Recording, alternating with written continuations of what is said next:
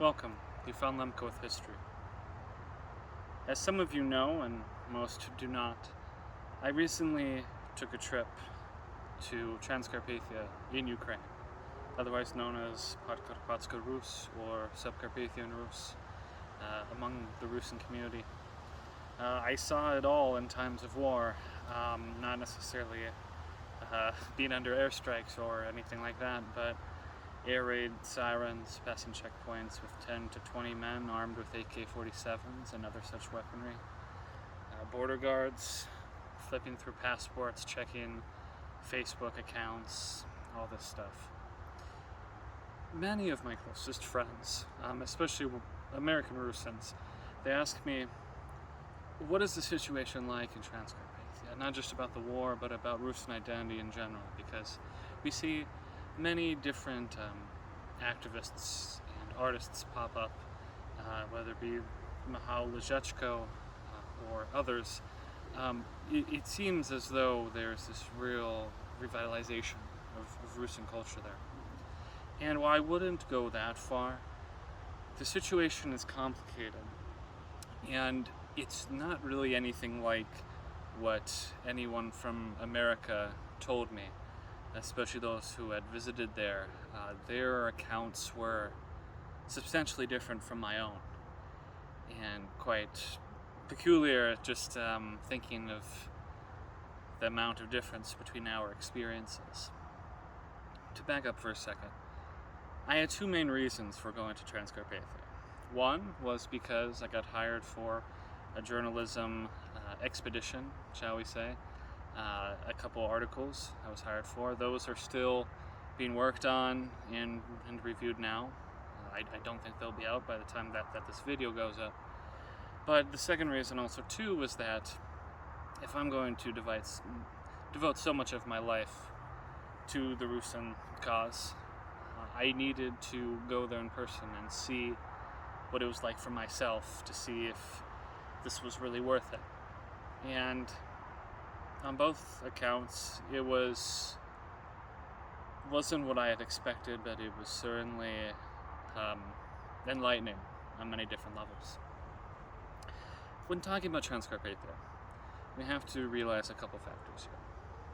I think first of all, what people have to understand is that while there is institutional oppression from the Ukrainian government, it is much more complicated than what it may appear.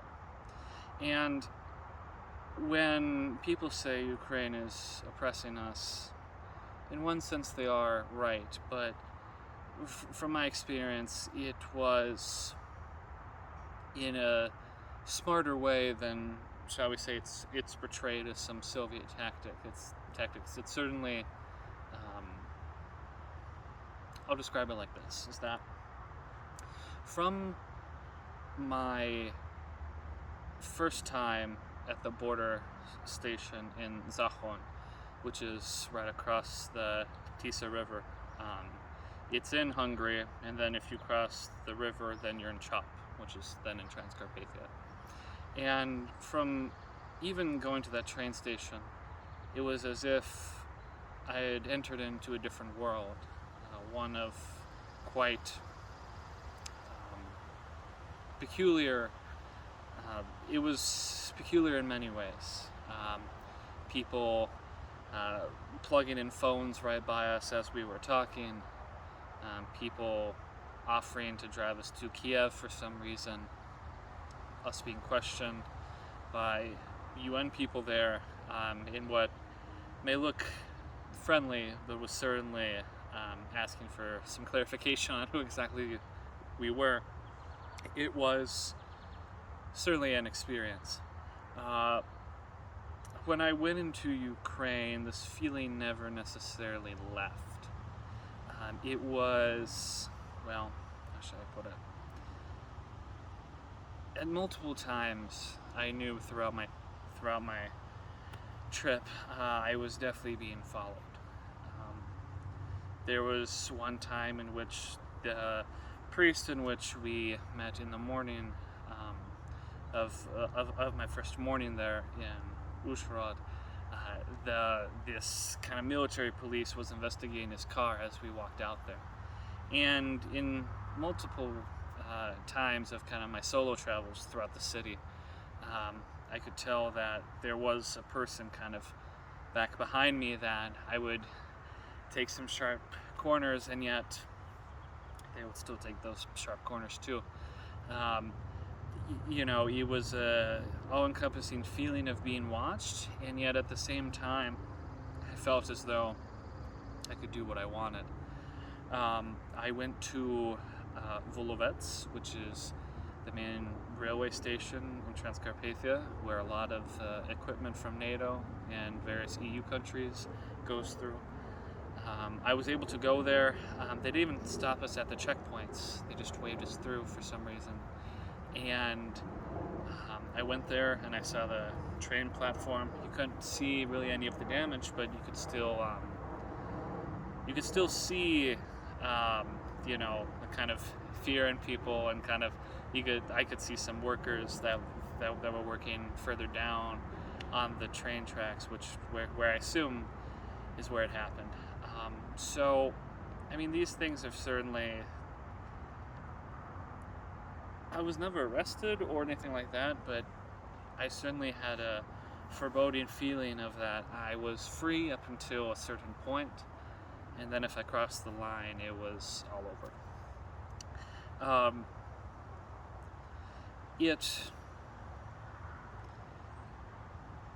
On a more institutional level within the province, it's also kind of like that in a way.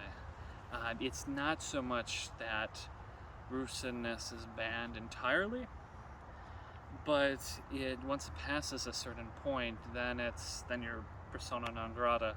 You are, they're coming for you. There was multiple very strange occurrences where, for example, we went into Uzhhorod Castle. It's the main castle kind of in the center of Uzhhorod. It's right by the Greek Catholic Church there. And in the bookshop, mind you, this is a government-run institution, in the bookshop, there's a whole shelf about Rusyns. There's books from Paul Robert Maguchi. I recognize some Transcarpathian authors.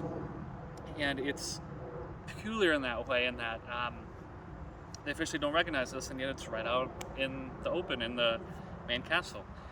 You go into restaurants, and they'll have written on the board all the languages they speak, whether it be, for one, it was like Russian, Polish, Hungarian, German, and Rusyn at the end. And, I mean, this happened multiple times where they said, we speak Rusyn right inside the restaurant. And this is in Uzhhorod, which is by far the least Rusyn city, at least from my understanding of my time there.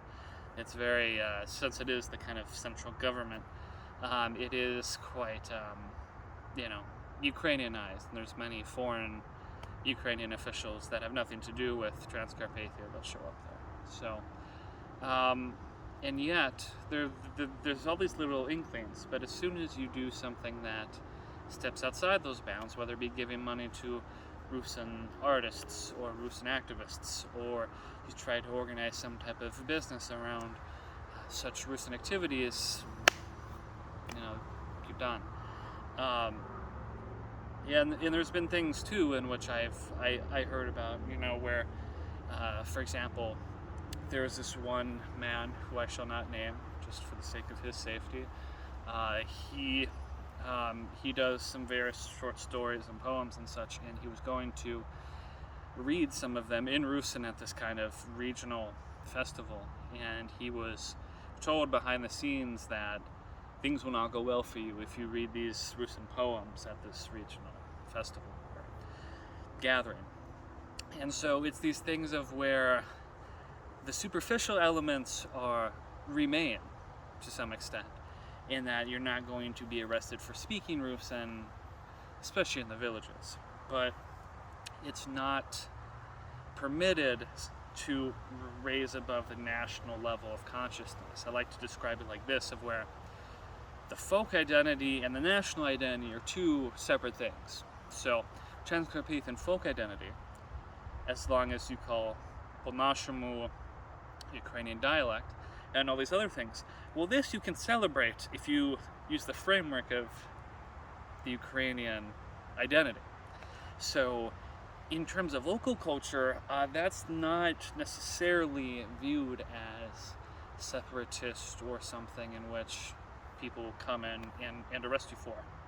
It's when you associate that local culture, which is in some ways, many ways glorified, just like how the Hutzels are kind of glorified in Ukraine in general, for God knows what reason. But as soon as you associate that local culture with the national identity of Rusyn, that is when you start having problems.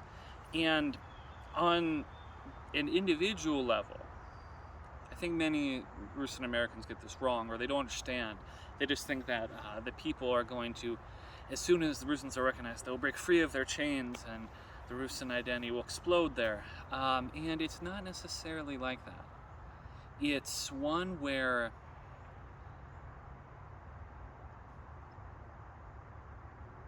Rusynness and Ukrainianness, they're not seen as particularly important elements for the local populace. Now, I like to compare it to Afghanistan in some sense, of where, of course, Transcarpathia is a little bit better living standards, but these kind of similar regional identities come into play, and you'll understand more why. So, in Afghanistan, the Tajiks, Uzbeks, Hazaras, they are labeled as this by ethnographic officials, and various censuses, but they don't have the same type of association with this kind of greater ethnic identity as people in modern nation states do. So, for example, if you go to Tajikistan, which is just north of Afghanistan, and you say, what are you, or what is your people, what is your culture, they will say Tajik, which essentially this means, Tajik is essentially Persians who are not part of Iran. They speak Farsi, but that's a whole different story. But if you go to Afghanistan, these people don't just necessarily say, oh, we are proud Tajiks, our people have a very long history, we associate this with the nation state. I mean, this isn't a thing there. They're very proud of their local traditions, of their regional traditions, but it's not at that level. I mean, like, the national unity is missing. So on one hand, there's reason to be disappointed that, for example, Rusyns there, they don't necessarily care about Rusyns as a national identity as much as just the kind of their local culture. However, they don't really care that much about Ukraine being Ukrainian either. It is what they are told by official education. It is what goes on in schools. But this is just what they're told. They said, okay, well, what nationality are you? Ukrainian, because I was told that in school. I live there. But being Transcarpathia, well, that really means something to them. I mean, this means something, for many of the average village folk, way more than, for example, Rusyn or Ukrainian. And so in this way, and this has been a kind of theme throughout Russian history, I'll explain more in a bit, but it's this thing where you can see it as bad, however, it's much more neutral in that the population is very malleable to the official government around them. The Hungarians, of course, are not, for obvious reasons, but the Rusyns are. You see this even with kind of this heavy Rusnophile take in Prusov Rus. You'll still see that for many, they put down Rusyn as their second ethnicity. Like in the 2021 census, they put down Rusyn as second ethnicity. I think it was twice as much as first ethnicity. Now, can I say exactly what the reason was that for? I don't know. But for many, Rusyn is seen as their regional identity, their kind of localness. And so it's all these different factors in which I think that when Russian Americans talk about oppression, or they talk about issues in terms of, hey, the Ukrainians are kind of these nationalistic assholes who can't give us our rights. It's important to recognize that while I still believe that this is the truth in many ways, it's not, number one, it's not this kind of Stalinization kind of heavy, it's not heavy Ukrainization in the sense of like this totalitarian government. It's very much more incompetent and loose than that. And number two, it's that the people are not particularly swayed either way. Ukrainian is just the default. And, I have friends that tell me these stories of that. Many Transcarpathians, they become way more Rusyn and they identify as being Rusyn way more when they go to other regions of Ukraine or when they go abroad and interact with Ukrainians from other parts of the country.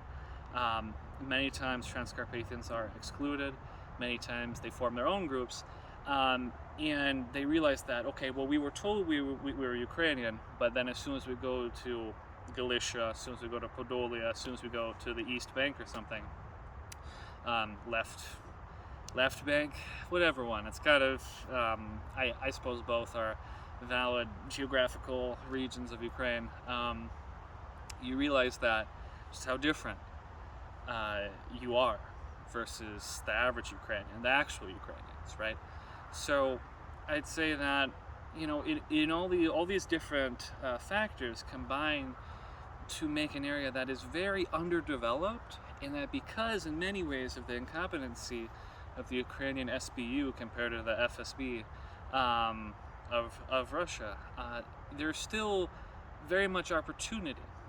I have come to the conclusion, however, that in all likelihood, Rusyn revitalization will not simply come from a populace that desires it per se immediately, or it won't be jump-started by a greater populace. This will be something that, if you play with institutional forces and you're able to get in some Rusyn elements into the education, into local government, that will greater affect what the local population thinks, any more than however much activism stuff people want to do. Now that doesn't mean necessarily that we shouldn't keep writing our articles, we shouldn't keep making our videos, because I think that we still, even now, in pretty much every region, have a very much underdeveloped intelligentsia. You have, in Transcarpathia, you have very few. I can think of a few professors, I can think of a few activists, but I mean, for like a Rusyn population of 600, 700,000, I mean, this is not where it should be. In Prussia, they also have this problem. I know many organizations are having difficulties finding writers and things like that. So growing the 1 to 5% of a populace that can talk about these kind of greater issues in a more dynamic sense and a more intricate sense. This is still very important because this helps drive the ability to form a plan for the rest of the population. So I think in general, these are my general thoughts on Transcarpathia. I would say that it's very much different from what Rusyn Americans will tell you, even the ones that have visited there. And I will say too that it was, regardless of all these things I say, you're still being watched when you're there, especially if you're outwardly Rusyn. You are very much being watched, and I'll get into what happened to me when I was leaving the country at a later date, but it was peculiar, and that as soon as I crossed the border out of there and into Slovakia, I just felt just a warmth of relief that I was no longer being watched so heavily, and all these other things. So this is my kind of general answer to the question of, okay, well, what's it like there? What's the socio-political situation? Because I think many people, even me included, I did not realize the extent of such issues there. Without going there, you're not really going to know, and this video, I hope, helps enlighten many of you but it's no substitute for actually going there yourself. So anyways, I have some footage from Transcarpathia. I'm trying to see how I can make some videos of it, and things like that. I have plenty of pictures, some written accounts, and other such things. But yeah, this is just kind of my general view. I think one other question that someone did ask me, which I think is worthwhile to answer in this video, is that they said, do you retain the same sense of optimism you had before you went there? And I will say, it's a different type of optimism. My kind of idealistic optimism is gone, in the sense that I realize that the situation of Rusyns is not like any regular population fighting for their rights. It's one in which takes an extra dose of institutionalization of education that many communities don't necessarily need, at least to fulfill their goals of greater rights, greater autonomy. And but what I did gain was optimism in the fact that now I know what the issues are. I know what the situation is like. I can now, instead of having this kind of glorified image of the Rusyn activist and movement, I now realize so many of its failings that I know where we can take it moving forward to actually provide results. So it's complicated, but it's been replaced by something else which I think is even better than what was before. So I wouldn't trade it for anything.